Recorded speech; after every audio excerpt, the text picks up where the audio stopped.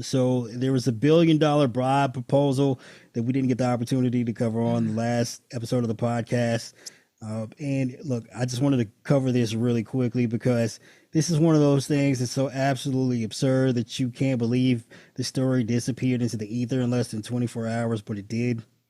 So Trump asked oil industry executives last month to donate $1 billion to his campaign to retake the White House in exchange for dismantling parts of Joe Biden's green agenda and rolling back pollution regulations that threaten to cramp their profits.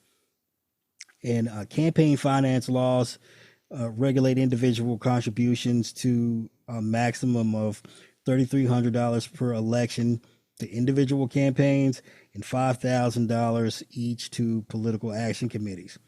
Super Wait a PACs. minute. Is that more or less than $1 billion? All right. Well, that's one of the key points there. As far as super PACs are concerned, they can take unlimited money, but the candidates aren't allowed to commute. Well, the candidates in their campaign aren't allowed to coordinate with those super PACs. And or not, certainly they can't explicitly solicit the funds. I mean, typically you're not supposed to solicit funds in exchange for legislative action. I mean, that would typically be soliciting a bribe. I don't know how this isn't under a criminal investigation, but it could be and definitely should be. But to the extent that there's a suggestion that those executives can raise $1 billion on Trump's behalf, potentially violates federal law because $1 billion is, far above campaign limits. Now, I suppose theoretically, Trump could direct them to send that money to a super PAC, in exchange for when he's elected. And it's entirely possible.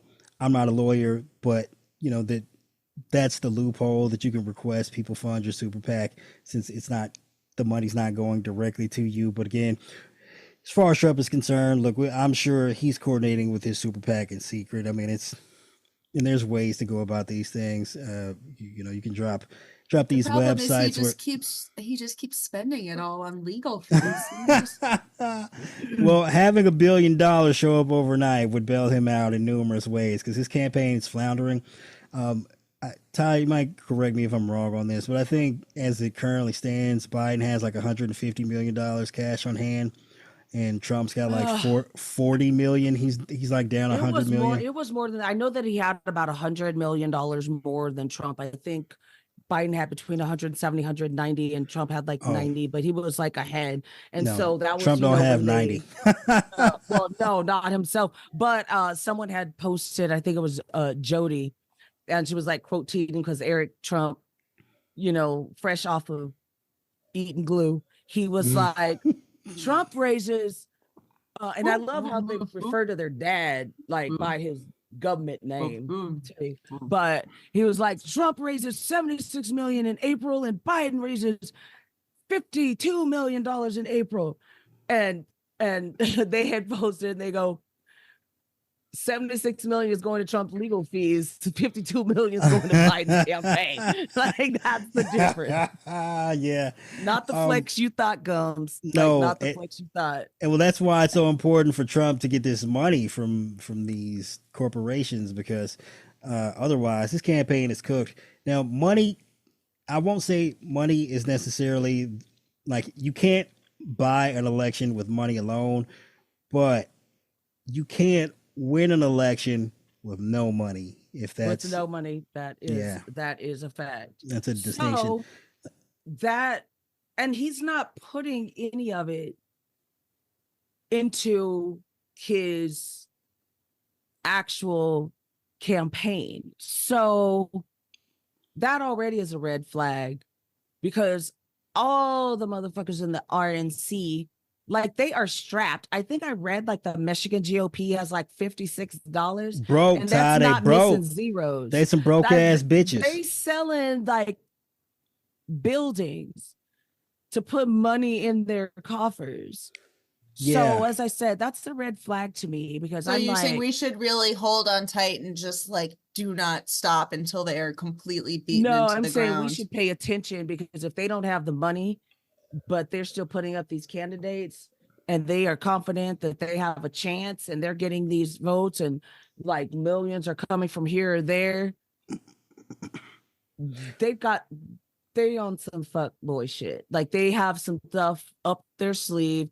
Or they just keep paying for polls to be swayed in favor of Trump so that they can, that people will think they have a, you know, that their chances are better than they are. And then when Trump loses, they can be like, this is a blah, blah, blah, blah, blah. Yeah, the election was rigged. Didn't you Polls see were his close. crowd? Yeah, this fake crowd outside of the courtroom that doesn't exist, or no, but that his... wasn't the flex they thought, because they were like, "Oh, Biden could never get a crowd like this."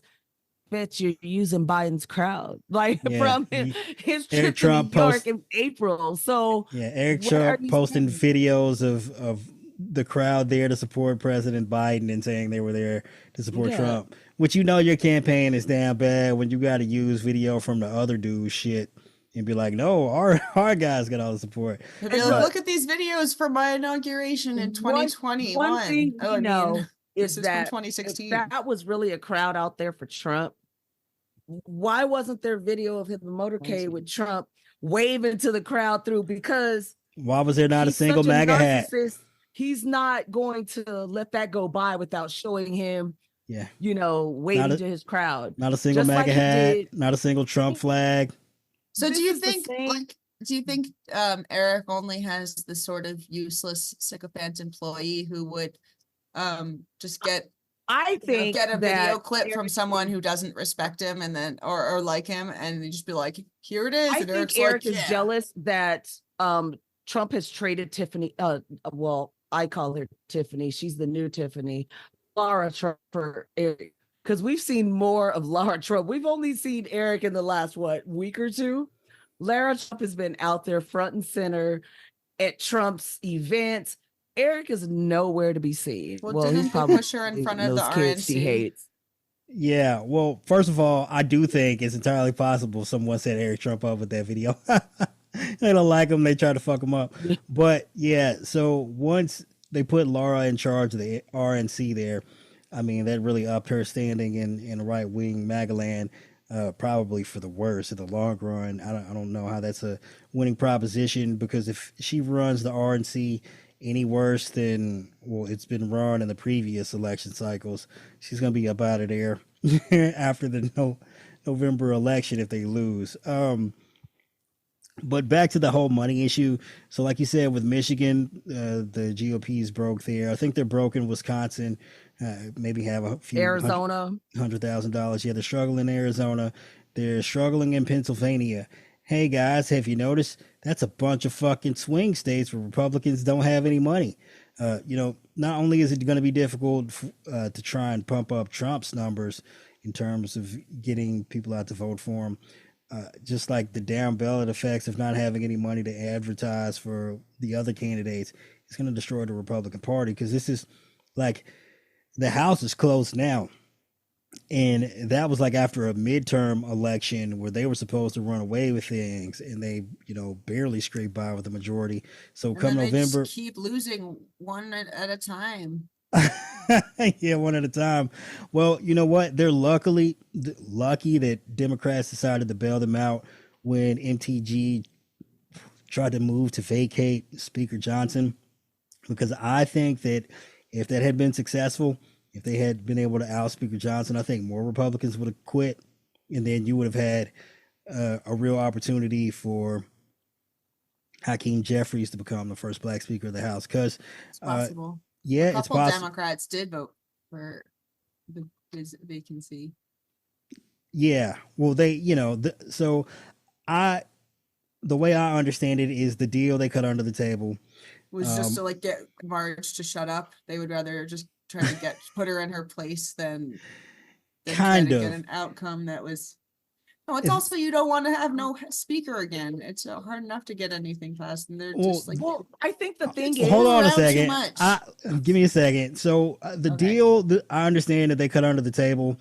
After Mike Johnson put those bills on the floor to fund the defense spending for Ukraine and the aid to Palestine, et cetera, was that if, as a result of those moves and allowing a vote on that legislation, if anyone tried to vacate Mike Johnson, then they would siphon off enough Democrat votes to keep him as Speaker of the House. And this was like a one-time deal. This is as it pertains to that. If Mike Johnson does something to screw over Democrats in the future, and then there's a motion to vacate, then, you know, he'll have to renegotiate and he'll have to offer them something else of value to keep his job. People seem to think that the motion to vacate is exclusive to Republicans. No, it's not. It's not. You know, but that's how it's been formulated or portrayed, because they're the only ones that have been, you know, doing it. But well, Democrats don't have any incentive to try and vacate the speaker until they have a majority. Well, but also, if he isn't there, it's how can I say, if they want to get shit done, the devil scenario. They know who Mike Johnson is. They know he's extreme ultra MAGA. They know what he's about, period. But who knows who the hell would be put up next if it's not him. Right. So that's the issue. They could always get someone worse than Mike Johnson. And Mike Johnson's shown himself to actually be more effective in passing legislation than Kevin McCarthy. So that's the issue. Yeah. But again, you know, there's also the flip side of that coin, where if Johnson goes, other Republicans could leave. And then you have a situation where Democrats have more House members than Republicans, but you need to peel off a few Republicans to vote for Hakeem Jeffries in order to make him speaker. And I'm sure that, you know, they'd be able to pull that off. You offer them some committee chairs in exchange for their votes or whatever, or, you know, maybe some legislation that they're keen on passing, whatever. The larger picture is it's going to be a fucking struggle for Republicans to try and scrape up this money in 6 months to try, November, 6 months to try and win this election and keep the House and try and win back the Senate, when they're so far behind in every single way financially, which is one thing these media outlets don't seem to take into account when they cover like the polls and the horse race. They're like, oh, well, see, you know, look, it's going back and forth. It's a close race. Like Biden's up. Oh, Trump's up. Biden's up. Trump's up. But what they're not keeping track of is how much money is being donated to Democrats and Biden versus Republicans and Trump. And that's how you know there's a massive gap between reality and the polls, because the money. Not only that, but how many small dollar donations. Like when people put up, like when Biden was with, Obama and Clinton, and he raised that $25+ million, there were 5,000 people in attendance, and they had allowed people as donating as little as $25, and the smallest to be in attendance at that event was $225. And so then, of course, because Trump is Trump, and it was like, oh, Trump raised $50 million. Yeah, people paid $800,000 a person, and it was relegated to. That's not the same. I'm gonna be honest. I don't even know if he raised that much money. I think they lied. Like, we don't know exactly what the breakdown until they put in the quarterly. But just going on the number of people there who signed up to be like, it was like, oh, if you want to be a chairperson, or you want to sit at Trump's table, and those minimum dollars, and you couldn't even be in the room unless you donated $250,000. And then he turned around and still berated them for not giving enough. Yeah, he was like, if anyone, like, people need to donate $1 million basically to come out, hang out with Trump, and nobody wanted to do it, and he got mad, and then somebody finally stepped up. Yeah, it was crazy. But yeah, again, the long story short, that's why Trump's begging the fucking oil company for $1 billion, because they're getting their asses kicked.